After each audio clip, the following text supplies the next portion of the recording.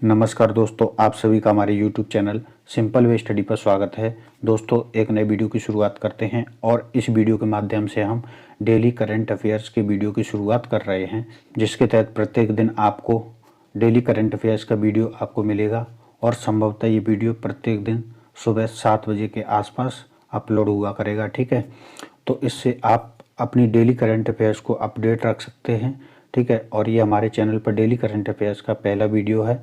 तो दोस्तों, आप इस वीडियो को देखिएगा और जो भी आपके सुझाव हैं उनको हमें दीजिएगा। ठीक है, क्या हम सुधार इसमें कर सकते हैं, और अगर आपको ये वीडियो पसंद आए तो इस वीडियो को लाइक कर दीजिएगा। ठीक है, और कमेंट करके भी आप बताइए इस तरीके से आपको ये वीडियो हेल्पफुल रहा या और इसमें क्या सुधार किया जा सकता है, और इसको अपने स्टडी रिलेटेड चैनल्स में भी शेयर कर सकते हैं और आप हमारे चैनल को सब्सक्राइब कर लीजिएगा।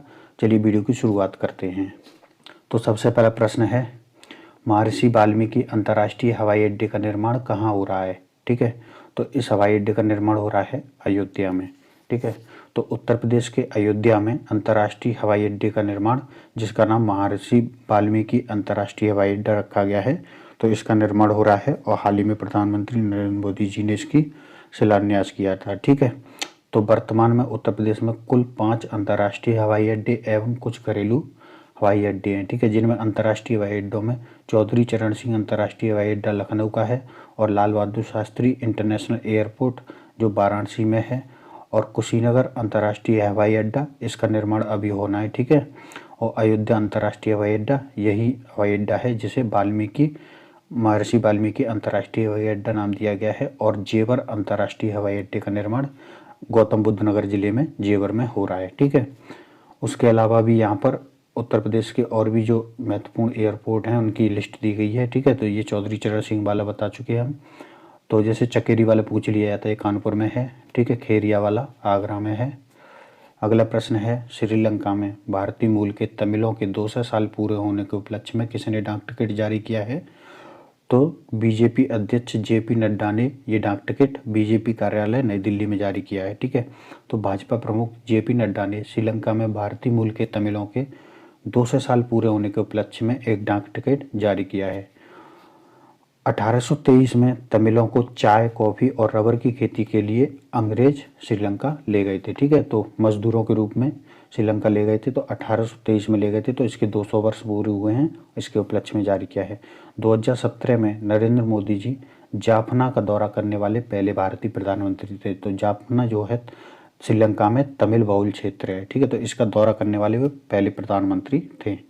अगला प्रश्न है, भारत और किस देश के बीच की सेनाओं के बीच संयुक्त सैन्य अभ्यास डेजर्ट साइक्लोन 2024 का आयोजन जनवरी 2024 में हो रहा है। ठीक है, तो ये संयुक्त अरब अमीरात यानी यूएई के बीच और भारतीय सेनाओं के बीच इसका आयोजन हो रहा है।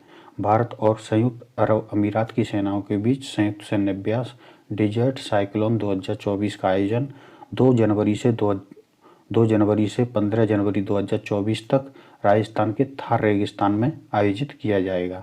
ठीक है, भारत संयुक्त अरब अमीरात का पहला संयुक्त वायुसेना का अभ्यास सितंबर 2008 में अबू धाबी के अल दफरा बेस में आयोजित किया गया था।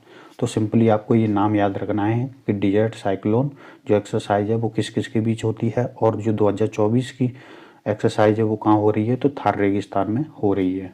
अगला प्रश्न है, 16 में वित्त आयोग के चेयरमैन कौन बने हैं। ठीक है, तो अनुच्छेद 280 के तहत वित्त आयोग की नियुक्ति भारत के राष्ट्रपति करते हैं। तो इसके तहत 16 में वित्त आयोग की नियुक्ति वर्तमान में की गई है। ठीक है, तो इसके चेयरमैन कौन बने हैं, तो अरविंद पनगड़िया इसके चेयरमैन बने हैं। नीति आयोग के पूर्व उपाध्यक्ष, ये पूर्व उपाध्यक्ष रह चुके हैं नीति आयोग के, तो ये अरविंद पनगड़िया को केंद्र सरकार ने 16 में वित्त आयोग का चेयरमैन नियुक्त किया है। और ऋत्विक रंजानाम पांडे को 16 में वित्त आयोग के सचिव के रूप में नियुक्त किया गया है। जो 16वां वित्त आयोग है वो 2026-27 से 2030-31 तक की अवधि के यानी 5 वर्ष के लिए केंद्र और राज्यों के बीच राजस्व बंटवारे के लिए अपनी रिपोर्ट 31 अक्टूबर 2025 को राष्ट्रपति को सौंपेगा। ठीक है, तो अगले 5 वर्ष के लिए जो राजस्व बंटवारा होता है वो किस अनुपात में राज्य और केंद्र के बीच किया जाए, तो इसकी रिपोर्ट राष्ट्रपति को ये सौंपेंगे। ठीक है, और 15वें वित्त आयोग के चेयरमैन यानी इससे पहले वाला जो वित्त आयोग था उसके चेयरमैन थे NK सिंह। ठीक है, और वित्त आयोग का गठन किया जाता है अनुच्छेद 280 के तहत। और ये हैं 16वें वित्त आयोग के सचिव ऋत्विक रंजनाम पांडे। अगला प्रश्न है कांगो के राष्ट्रपति कौन बने हैं? फेलिक्स त्शेकेदी यहाँ के राष्ट्रपति बने हैं। तो डेमोक्रेटिक रिपब्लिक ऑफ कांगो यानी DRC इसका पूरा नाम है। यहाँ के लगातार दूसरी बार राष्ट्रपति बने हैं फेलिक्स त्शेकेदी, यहाँ के लगातार दूसरी बार राष्ट्रपति चुने गए हैं।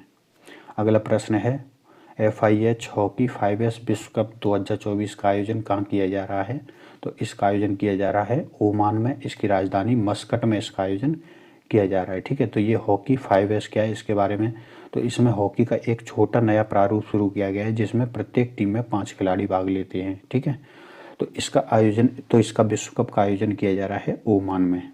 तो FIH हॉकी विश्व कप का पहला संस्करण ओमान की राजधानी मस्कट में आयोजित किया जा रहा है। विश्व कप के दौरान पुरुष और महिलाएं दोनों प्रतियोगिताएं आयोजित की जाएंगी।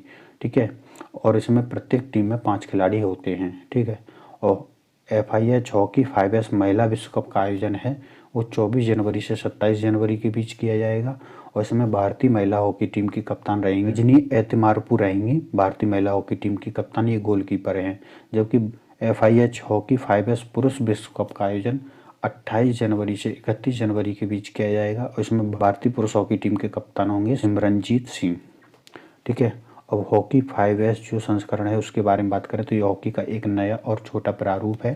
ठीक है, इसमें मैदान का जो नियमित आकार होता था उसकी अपेक्षा इसमें मैदान आधा रह जाता है। ठीक है, तो आधा मैदान का आकार रह जाता है और कुल 20 मिनट का इसमें खेल होता है और दोनों टीमों में 5-5 खिलाड़ी होते हैं। ठीक है, तो हॉकी की जो इंटरनेशनल संस्था है वो है FIH यानी फेडरेशन इंटरनेशनल डी हॉकी। इसकी स्थापना 7 जनवरी 1924 को हुई थी और हेडक्वार्टर इसका लुसाने स्विट्जरलैंड में है। और जबकि इसके वर्तमान अध्यक्ष हैं मोहम्मद तैयब इकराम। अगला प्रश्न है भारत सरकार ने किसको विधि विरुद्ध संगठन घोषित किया है? तो भारत सरकार ने किस संगठन को विधि विरुद्ध संगठन घोषित किया है?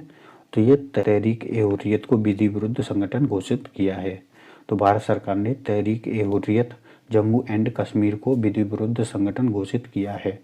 सरकार ने TEH जो संगठन है उसको गैर कानूनी गतिविधियां रोकथाम अधिनियम 1967 की धारा 3(1) के तहत गैर कानूनी संगठन घोषित किया गया है। तो ये जो संगठन है वो सैयद अली शाह गिलानी ने 7 अगस्त 2014 को इसका गठन किया था। ठीक है, और तहरीक-ए-हुर्रियत नाम से इसका गठन किया था। और यह एक अलगाववादी संगठन है कश्मीर में जिसका उद्देश्य जम्मू कश्मीर को कथित आज़ादी के लिए आंदोलन करना है। ठीक है, तो भारत सरकार ने इसको अब बैन कर दिया है। अगला प्रश्न है कौन सा राज्य लगातार तीसरे वर्ष interoperable criminal justice system ICJS platform पर उच्चतम प्रवेश दर्ज करने में पहले स्थान पर रहा है? तो इसमें उत्तर प्रदेश पहले स्थान पर रहा है। ठीक है, तो जो ICJS है वो एक प्लेटफॉर्म है जिसमें जो आपराधिक मामले होते हैं, ठीक है, जैसे FIR है, चार्जशीट है, तो इनसे संबंधित जो डाटा है वो एक प्लेटफॉर्म यानी ICJS पर अपलोड किया जाता है प्रत्येक राज्य के द्वारा। ठीक है, और इस जो डाटा होता है उसमें सभी उच्च न्यायालय और राज्यों के अधीनस्थ न्यायालयों के द्वारा इसको एक्सेस किया जा सकता है। ठीक है, तो इससे आसानी से न्याय करने में मदद मिलती है। ठीक है, और एक ही जगह पर सभी डॉक्यूमेंट आसानी से मिल जाते हैं। तो उत्तर प्रदेश लगातार तीसरे वर्ष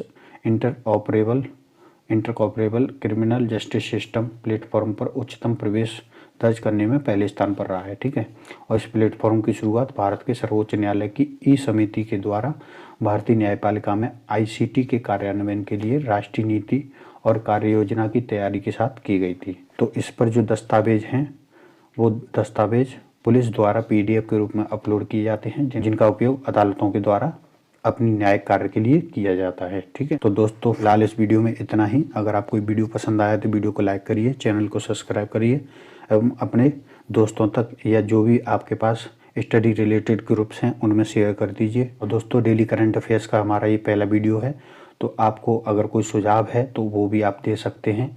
ठीक है, कि किस तरीके से हम इसको और ज़्यादा अच्छा बना सकते हैं जिससे आपके एग्ज़ाम में ज़्यादा मददगार हो। तो दोस्तों इस वीडियो में फ़िलहाल इतना ही और डेली करंट अफेयर्स के लिए इसी तरीके से आप जुड़े रहिए। धन्यवाद।